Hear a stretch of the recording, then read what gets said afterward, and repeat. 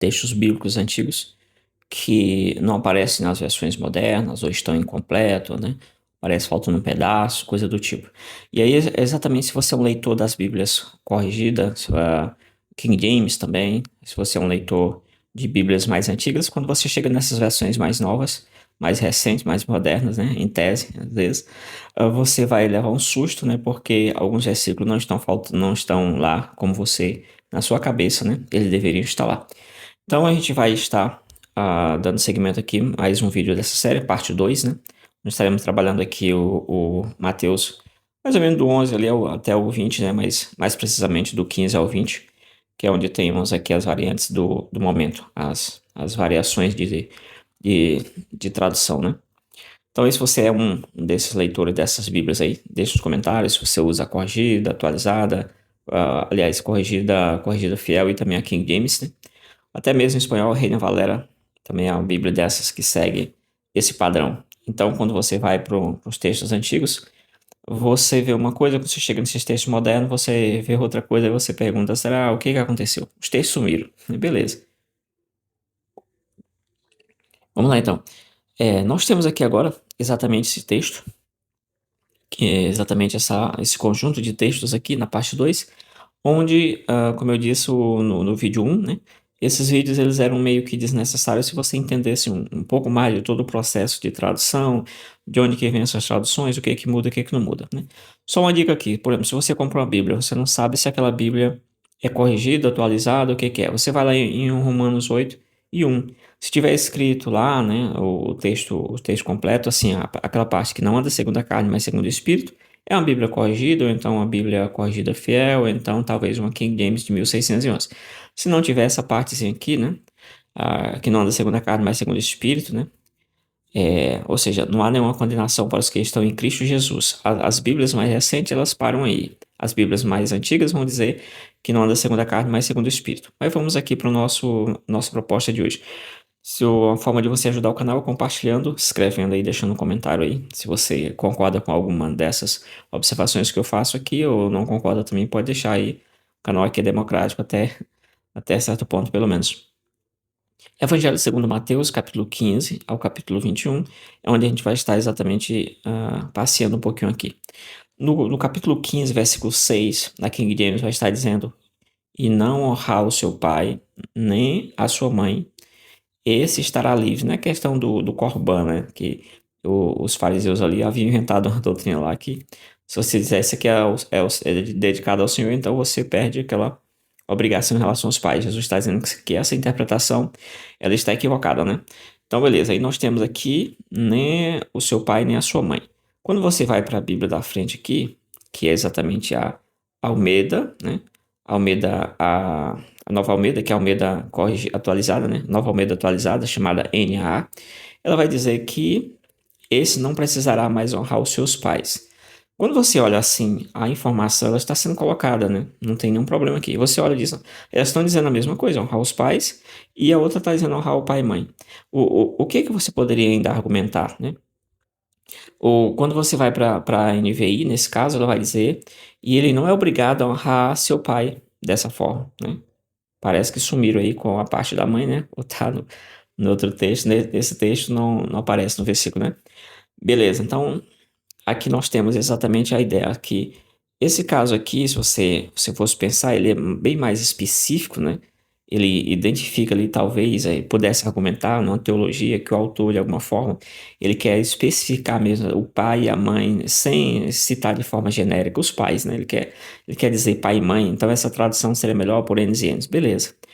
Lembrando que a gente não está aqui entrando no original para ver as questões e ver nas variantes, não. A gente faz isso em outro momento. E aqui no canal também já fizemos muito disso aí, olhando o grego, as variantes do grego, mas aqui é mesmo de percepção, né? Ou destes textos que um leitor comum olha e eu vou me colocando aqui como um leitor normal, tranquilamente, sem grego, sem nada.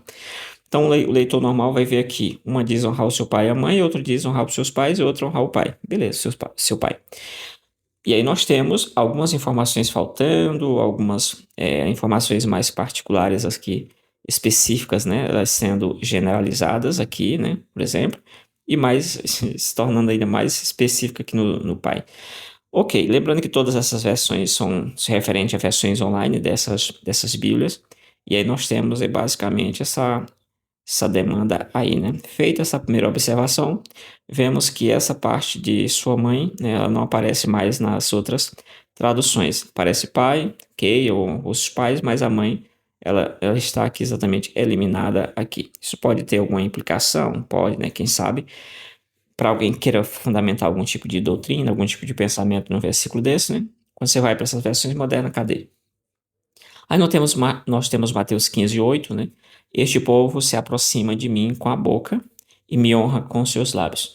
Ó, agora aqui nós temos uma tradução meio complicada. O que é alguém se aproximar de mim com a boca, né? Ou alguém se aproxima com o corpo, com as pernas, com o caminhar, mas em relação à própria boca, né? Se aproxima de mim com a boca e me honra com os lábios. O que que essa tradução queria dizer? Então, para a gente hoje, essa tradução não seria mais uma boa tradução, uma tradução que comunicasse assim para qualquer pessoa entender, né? Nesse sentido do foco, do sentido da coisa. Então, nós vamos para a NAA, né? A Nova Almeida, que, como eu disse no vídeo anterior, a Nova Almeida é uma Bíblia de Almeida, é a atualização da Bíblia atualizada. A atualizada, ela já não segue mais o mesmo texto que a King James segue, nem que a Corrigida segue, nem que a Corrigida Fiel segue. Então, as traduções delas é para ser diferente dessas Bíblias. Mesmo sendo de Almeida, mas os textos já mudaram, não são mais o mesmo texto. Se você quer mais ou menos os mesmos textos de Almeida, você vai para a corrigida e a corrigida fiel. É basicamente isso. As demais ela já vem com outra pegada, também com outros textos gregos e tal, aí já é outra questão. Beleza. Então nós temos o que é que diz a NA? Este povo me honra com os lábios, mas o seu coração está longe de mim. Né? Este povo me honra. Então, esse aproximar de mim com os lábios significa honrar, ou dizer alguma coisa da boca para fora, né? Se o coração está longe, né? Mas aí temos essa expressão se aproxima de mim com a boca, já não foi pro beleléu assim a expressão em si, não tem. Este povo me honra com os lábios, mas o seu coração está longe de mim, né? Então, a NA e a NVI, né? A nova versão internacional, estão de acordo aí no mesmo padrão de texto, mudando aí a King James de 1611, né? Beleza, então avancemos um pouco mais. Mateus 16:3. Hipócritas, poder discernir a face do céu, mas não poder discernir os sinais dos tempos? Veja que essa linguagem da King James é uma linguagem extremamente antiga e extremamente difícil de compreender. O que seria discernir a face do céu? A face é aquilo que se mostra, né? A face é aquilo que, o primeiro contato que nós temos, a forma como nós nos apresentamos para o mundo, né? O nosso rosto, a nossa face, beleza. Então, a face do céu, eu diria que é aquilo que se mostra, né, quando a pessoa olha para o céu. Então, nós temos essa parte aí que é uma tradução um pouco complicada, né, mas a NA vai trazer esse povo, cadê aqui? Na verdade, vocês sabem interpretar a aparência do céu. É diferente, né? Na escola trabalhamos muito compreensão, interpretação de texto. Essas palavras, interpretar, compreender, é algo que uma criança já começa a ter contato com elas. Então, muito mais fácil a criança pegar essa linguagem aqui, né? Vocês sabem interpretar a aparência do céu. A aparência dos céus, né? Vai chover, vai fazer sol, como é que é? Então não, como não são capazes de interpretar os sinais dos tempos. A palavra interpretar é às vezes melhor de ser compreendido do que discernir, né? Discernir é algo mais, talvez mais difícil de ser captado, né, por qualquer pessoa. E aí nós temos as demais seguindo mais ou menos a mesma interpretação, né? A NVI diz, vocês sabem interpretar o aspecto do céu. Né? Aspecto é talvez um pouquinho mais chique, mais difícil de compreender. Talvez interpretar seja algo bem mais próximo ali do quinto ano para cima, né? Como se diz, discernir, eu acho discernir assim no nível mais elevado de dificuldade para uma pessoa comum, né? Nós temos agora aqui, capítulo 16, versículo 20, né? Então ele ordenou aos seus discípulos que não contasse a ninguém, a nenhum homem, que ele era o Cristo. Tá? Então, como foi que a NA traduziu isso aqui? Então Jesus ordenou aos seus discípulos que não dissesse a ninguém que ele era o Cristo. Esse ninguém é esse aqui você não tem Jesus, que ele era Jesus o Cristo. Ou seja, a King James já provaria que, né, se tivesse uma discussão que envolvesse uma prova nesse sentido, a King James provaria claramente que Jesus é o próprio Cristo, né? Coisa que outros versículos já fazem, mas só para deixar mesmo o texto ali, um texto de prova, né, seria isso. Só que o, uma vez que Jesus que está falando, né, o próprio Jesus que está falando, né, então esse Jesus que está falando diz, eu não diga para ninguém que eu sou o Cristo, tá? Pegou a mesma ideia da King James, mas o certo é que a palavra Jesus, para quem quer brigar por palavra, não vai se encontrar ali. A NVI ela disse o seguinte: então advertiu a seus discípulos que não contasse a ninguém que ele era o Cristo, né? Não contasse a ninguém, advertiu, a um ele ordenou, né? Advertir, ordenar, às vezes soa um pouquinho diferente, né? Semanticamente diferente, na minha percepção, não sei na sua, deixa nos comentários aí se sim, se não. Aí nós iremos para o 18:31. Assim também meu Pai Celestial fará convosco, se de todo o coração não perdoardes cada um as ofensas do seu irmão. As ofensas. Assim também o meu Pai, né? Assim também meu Pai, que está no céu, beleza, um local, uma região geográfica ou espacial, enfim, o que que seja, fará com vocês, se do íntimo não perdoardes cada um o seu irmão. Não aparece as ofensas, mas esse perdão envolve implicitamente as ofensas, né? Claro, a gente entende que não perdeu o seu significado, o sentido, mas perdeu-se palavras ofensas, né? Você vai perdoar as ofensas de alguém. Claro, está implícito. Uma está implícito, uma estava explícito, outra está implícito na ideia aqui. Assim também, né? Lhes fará meu Pai do meu Pai Celestial. Em vez de Pai, o Pai que está no céu, o Pai Celestial, né? Uma expressão, né? Nesse sentido mais sintética, né? Algo mais sintético. Se cada um de vocês não perdoardes de coração a seu irmão. Perdão ao irmão, né? Mas claro que, como eu disse, o que está sendo perdoado, né? O que está sendo em jogo ali por causa do perdão, perdão entra ali por causa das ofensas, né? Mateus 19:9, né? Quem repudiar a sua esposa e não ser por causa a não ser por causa de fornicação, comete adultério. E o que casar com a repudiada comete adultério. Beleza, nesse versículo aqui, o tempo fechou, né? Quando você vai para a NA, diz: quem repudiar a sua mulher, não sendo por causa de relações sexuais ilícitas, ele trouxe-lhe um significado mais amplo para a questão da fornicação, né, que aparece aqui na King James, né, ou seja, relações sexuais ilícitas, né, e casar com outra comete adultério. Então, veja bem, e o que se casar com repudiada comete adultério? Aqui o adultério, na primeira, ele se expande para outras pessoas que casaram também com a repudiada. Aqui, né, e casar-se com outra comete adultério. O adultério aí não fica muito claro aqui na NA a que se refere, mas o certo é que sumiu essa parte de casar-se com a repudiada. Quem casa com a repudiada, né, comete adultério. É aqui o outro, então na King James você tem aí assim, uma ampliação muito maior dessa questão do adultério em si. Na outra, talvez um enfraquecimento, não sei se, assim, na forma como eu estou olhando, boa parte desse texto eu estou olhando aqui, né, às vezes eu fico pensando sobre eles no momento que eu vou lendo aqui alguma coisa, e então essa percepção que se tem. Aquele que se divorciar de sua mulher, exceto por imoralidade sexual, imoralidade, coisa imoral, coisa ilícita, né? Você tem na NVI coisas imorais, e na NA você tem coisas ilícitas, né? E na King James você tem a ideia da fornicação. Se você não sabe o que é fornicar, são palavras que você tem aqui no dicionário, não tem como. Uma pessoa comum não vai saber o que é essas coisas. Isso aí. Assim, tô falando assim, as pessoas já sabem mais do que isso, mas em geral você não sabe bem o que é aquilo ali. Precisa de uma explicação, né, nesse caso. E aí nós temos Mateus aqui, deixa eu ver aqui. Deixa eu ver o Mateusão aqui. Mateus 19:17, né? Porque tu me chamas bom? Não há nenhum bom senão que é Deus. Aí nós temos o me chama bom. Vamos ver o que diz a NA. Por que você me pergunta a respeito do que é bom? Ou seja, na King James eu estou chamando Jesus de bom. Bom mestre, né? Na NA eu não estou chamando necessariamente Jesus de bom. Eu estou perguntando a respeito do que é bom. Isso aí é uma variante também que eu já expliquei aqui no canal. Tem uma variante aí que dá essa interpretação, essa tradução diferente nas versões, né? Uma chamando Jesus de bom e outra perguntando a respeito daquilo que é bom, né? Que às vezes são coisas diferentes, né? Nesse sentido.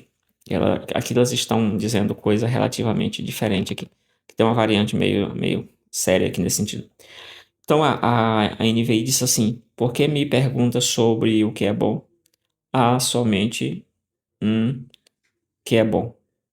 Então eu não sou bom. Eu não sou bom. Né? Nesse sentido, você está perguntando sobre alguma coisa que é bom. Há só um que é bom, que é no caso, o pai.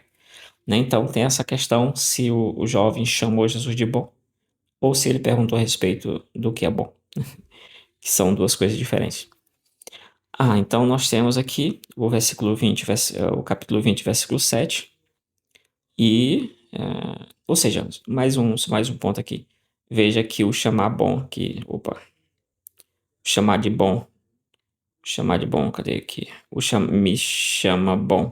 Por que me chamas bom? Sumiu, né, em tese. E aqui que é Deus, né, há somente um, né, que é bom.